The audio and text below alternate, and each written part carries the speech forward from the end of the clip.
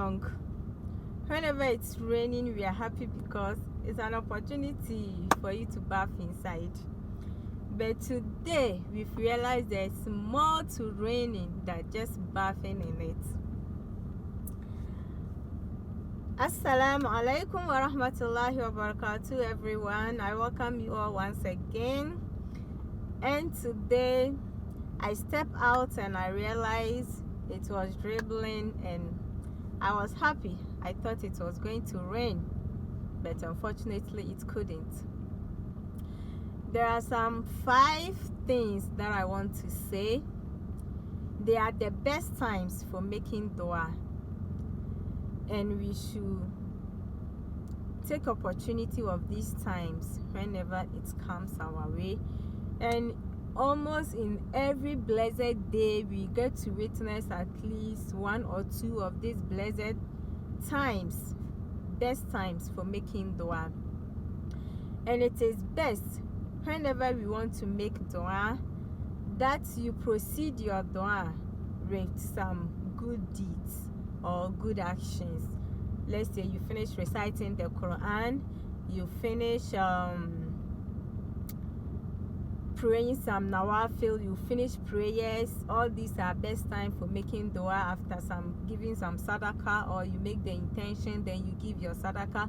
All these are best times for making dua. One of these best time is when it is raining.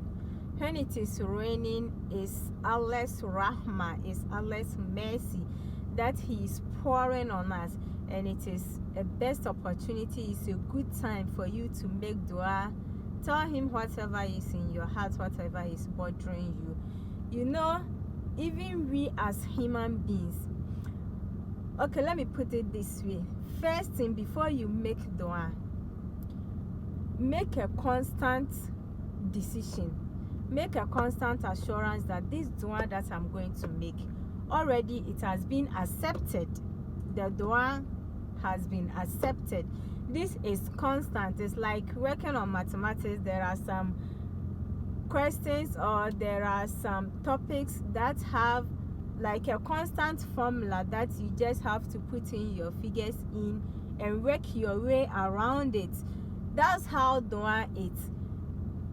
Know that constantly your dua is accepted, but as to how it will be accepted, when it will be accepted, is where the differentiation comes inside.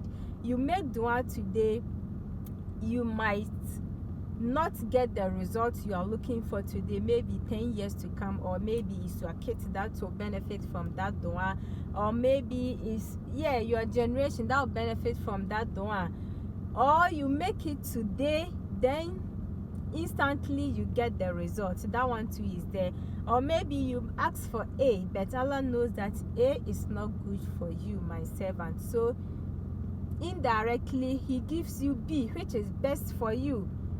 In your knowledge, you think what I want is this, but in Allah's own wisdom, that is not what is best for you. So He gives you something else that is best for you.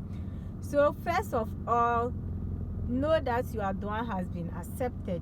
So all these times I'm going to mention is an opportunity.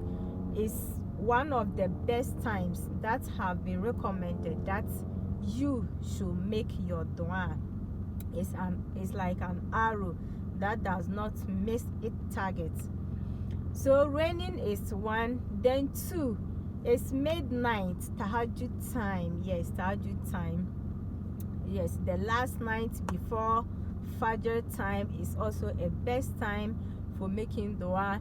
If you are able to get up and pray tahajjud, if it is 2 rakah that you can, any amount that you can, then you perform in your sujood, you pour your heart out, you tell Him whatever you desire. Already He knows what we want, but He wants us to ask for it. Allah loves when we glorify Him, when we praise Him. Even we as human, imagine when you have some nickname, you have some friends, the moment they see you, they start giving you fans, they start putting all these praises for you, you know, and your head is like, your head becomes big and you are happy, you are getting all those praises. Allah loves it when we glorifies him, when we praises him. So if you've been asking for the same thing for, let's say, so many years and you are not getting it, don't think your dua is not accepted. That's why I'm saying constantly know that your dua is accepted. Even if you don't get it in this dunya, the more you ask, the more the reward is piling up for you, and in the hereafter you are going to get it for sure.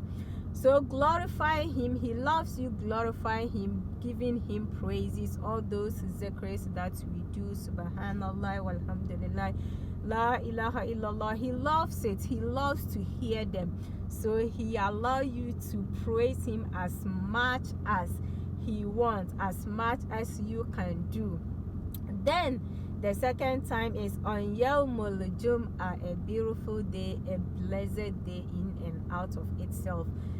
The time before the Imam starts khutbah is one of those times that you can make dua. That's why it's best always we are supposed to be there before the Imam comes in. So after you finish your nawafil, then start making dua till the Imam comes and starts his khutbah. Then during that time, no more talking. Then from Asr time to Maghrib time is one of the best time in Yawmul Jum'ah that you have to make a lot of dua. You send a lot of salutations unto the Prophet, peace be upon him. The more you give him one salutation and you don't know what Allah has done for you behind the scene, do it as much as you can tirelessly. Pour all the salutations on him. Tell Allah whatever you desire. Tell him your problem. He's the best person you can pour out your heart to. Sometimes humans can help us, but you might not know. Even the person you are telling your problems may be even happy that you are in that kind of situation. So just tell Allah. He will do it in his or her own, he will do it in his own ways. Indirectly through someone, he will touch someone's heart. The person will have to help you. If the help has to come through someone, that's how Allah does things. So always make best use of these times and don't let it slip by.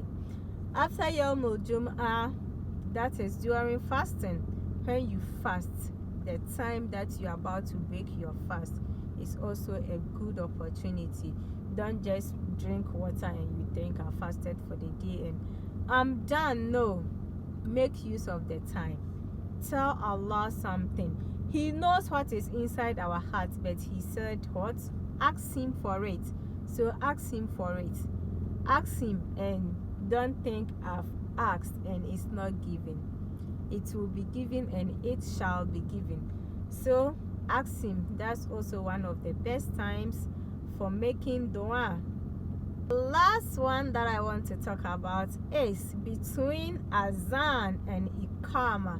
Between azan and iqama, you know the azan, if you understand it, it's such a beautiful interpretation. Allah is calling us to come for success. He's calling us to come for success. We want success, but when we hear the azan, we are sometimes adamant and like we don't care. But it is one of the best time after the azan, between the azan and iqama. Just make sure you, this is at least how many times we pray in a day, how many azan do we make in a day. So you have this, as I said, opportunities to make your dua. Yes, you have these opportunities to make your dua. Let's make use of it, and inshallah we will be blessed in this dunya and in the akhirah. Make sure you become the best of yourself. Always remember to say Alhamdulillah. Assalamu alaikum wa rahmatullahi wa barakatuh.